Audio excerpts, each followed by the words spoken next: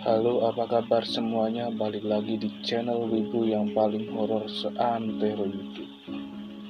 Sudah banyak YouTuber Indonesia yang membahas tentang sekte Aum Shinrikyo, salah satu sekte yang paling berbahaya di dunia yang berasal dari Jepang. Seperti yang kalian tahu, sekte Aum Shinrikyo ini terkenal dengan serangan gasarin mereka yang terjadi pada tahun 1994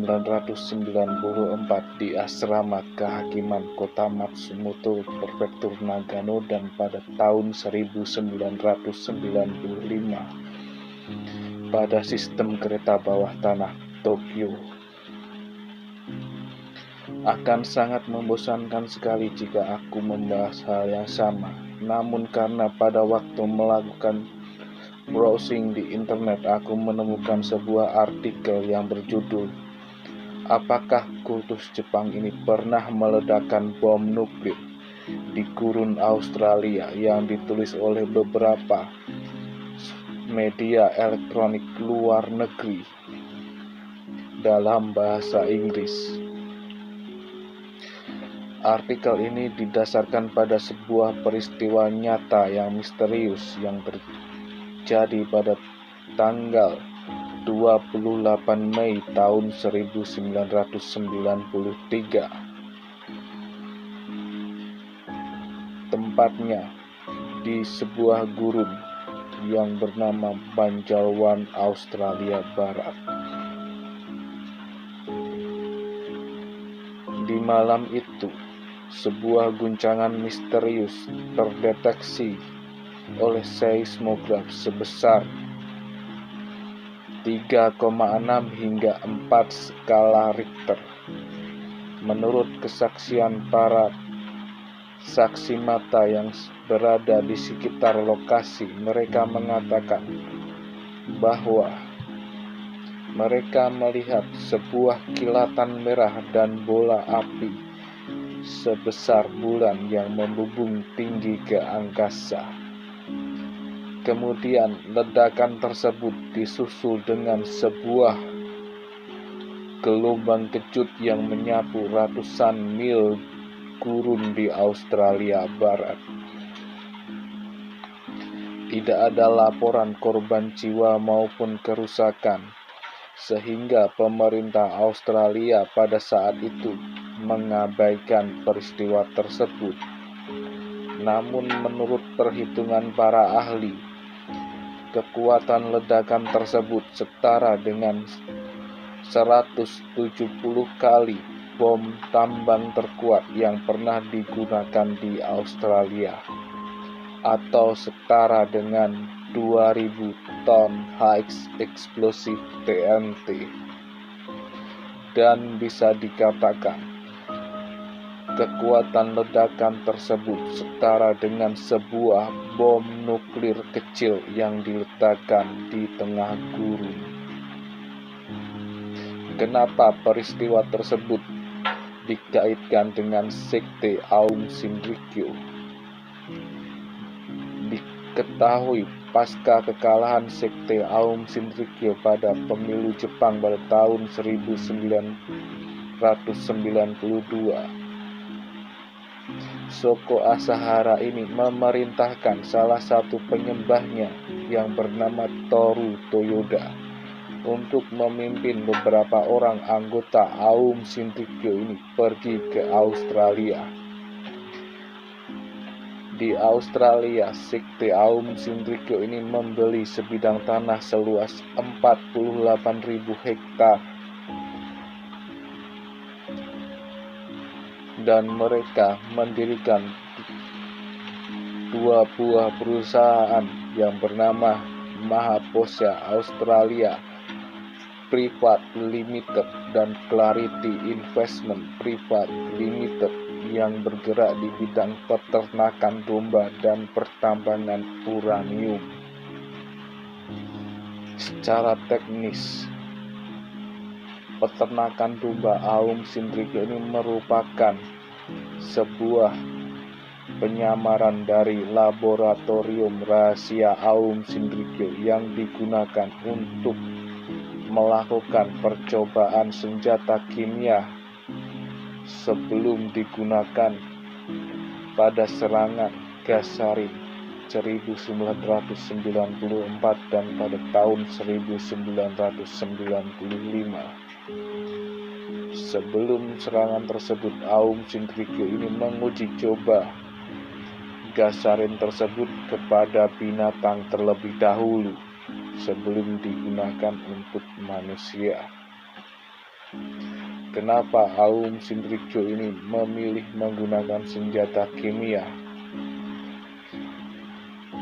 Walaupun mereka juga pernah menggunakan senjata biologi. Sebelum menggunakan senjata kimia, Aum Shinrikyo ini sempat menggunakan senjata biologi yang berupa bakteri botulinum dan bakteri antraks. Bakteri botulinum ini merupakan bakteri yang digunakan untuk menyerang pangkalan militer Amerika yang ada di Okinawa dan pernikahan Pangeran Naruhito pada tahun 1990 dan pada tahun 1993. Namun sayangnya bakteri botulinum ini bukanlah sebuah bakteri yang mematikan bagi manusia. Namun bakteri botulinum ini bisa menghasilkan gas toksin yang amat sangat berbahaya bagi manusia jika terhirup. Namun proses produksi gas toksin tersebut bukanlah perkara yang mudah, sehingga bakteri botulinum ini dianggap kurang efektif. Dan selanjutnya bakteri antraks ini pernah digunakan Aum Shinrikyo untuk menyerang istana kekaisaran Jepang dan gedung parlemen Jepang. Awalnya bakteri antraks ini hanya menyebar dari hewan ternak ke manusia, kemudian dikembangkan oleh ahli virologi Aum Shinrikyo yang bernama Seiichi Endo agar bisa disebarkan melalui udara lewat spora dan disebarkan secara luas. Namun masalahnya, bakteri antraks ini tidak bisa menyebar dari manusia ke manusia sehingga dianggap kurang efektif. Walaupun bakteri antraks ini juga merupakan salah satu bakteri yang amat mematikan jika terpapar manusia. Perusahaan tambang uranium Aum Shinrikyo inilah yang menjadi sumber rumor bahwa Aum Shinrikyo pernah melakukan uji coba bom nuklir di gurun Australia. Rumor tersebut diperparah dengan adanya bukti bahwa Aum Shinrikyo ini pernah mencoba untuk mengembangkan senjata nuklir sendiri. Bukti tersebut diperoleh dari catatan Kiyohide Hayakawa yang merupakan tangan kanan dari Shoko Asahara. Kiyohide Hayakawa ini merupakan orang yang mensuplai persenjataan bagi Aum Shinrikyo. Dikabarkan bahwa Kiyohide Hayakawa ini sempat bolak-balik dari Jepang ke Rusia, dari Rusia ke Jepang untuk memperoleh beberapa senjata. Kiyohide Hayakawa mendapatkan cetak biru atau blueprint dari senapan serbu AK-74 yang kemudian diproduksi secara mandiri oleh Aum Shinrikyo lewat sebuah pabrik pengolahan besi di Kanazawa, Jepang. Kemudian Kiyohide Hayakawa ini juga orang yang membeli helikopter MILB-17 yang merupakan heli angkut militer yang dimiliki oleh Aum Shinrikyo. Heli Mi-17 ini merupakan helikopter militer namun memiliki spesifikasi angkut dan warga sipil boleh memilikinya selama helikopter ini tidak dilengkapi dengan persenjataan. Hal yang paling mengejutkan adalah Kiyohide Hayakawa ini pernah menawarkan uang sebesar 15 juta US dollar kepada pihak Rusia untuk sebuah bom nuklir kecil.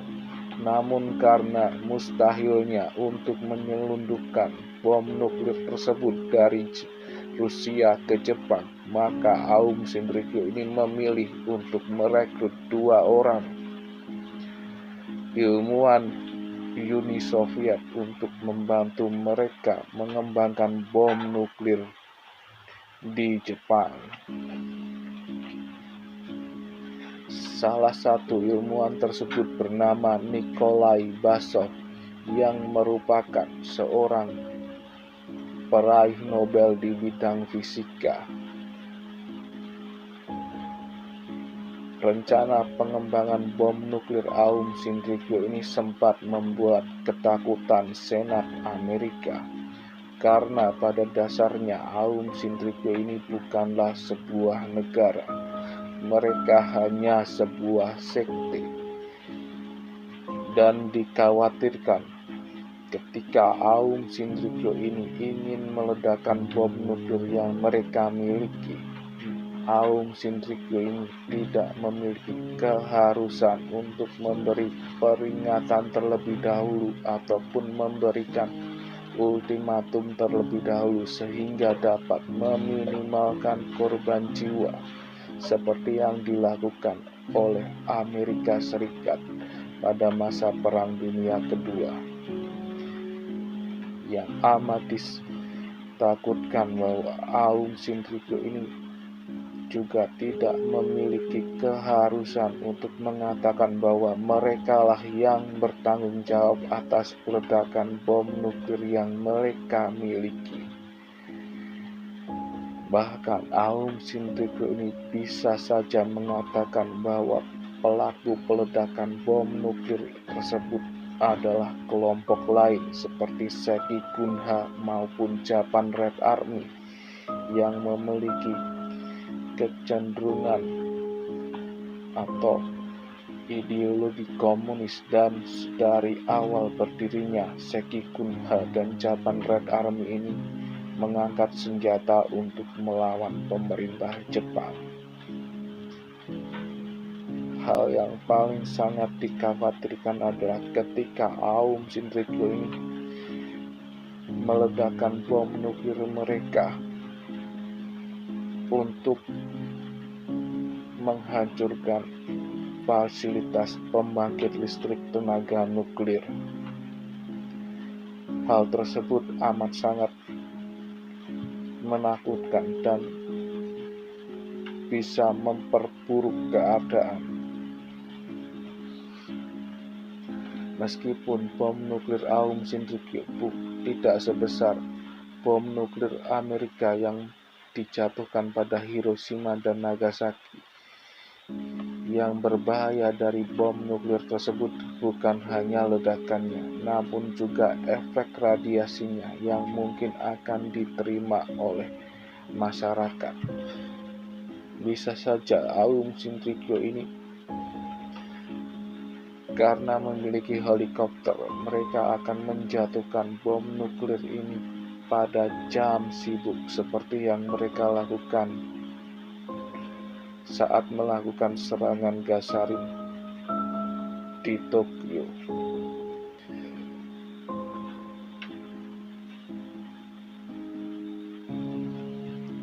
Hal tersebut sangat mengerikan karena banyak orang yang tidak mengetahui bahwa yang diledakkan tersebut merupakan bom nuklir, dan akan banyak orang yang menerima efek dari ledakan bom nuklir tersebut dan juga efek radiasi bom nuklir tersebut. Namun, rencana pengembangan bom nuklir Aum Sindriko ini terhenti pasca serangan gas sarin pada tahun 1995. Dan syukurlah program pengembangan bom nuklir oleh Aum Sindriko ini tidak bisa dilanjutkan lagi. Dan sekian video hari ini. Bagaimana menurut kalian? Silahkan tulis pendapat kalian di kolom komentar. Jangan lupa like dan subscribe. Sampai jumpa di video selanjutnya. Sayonara.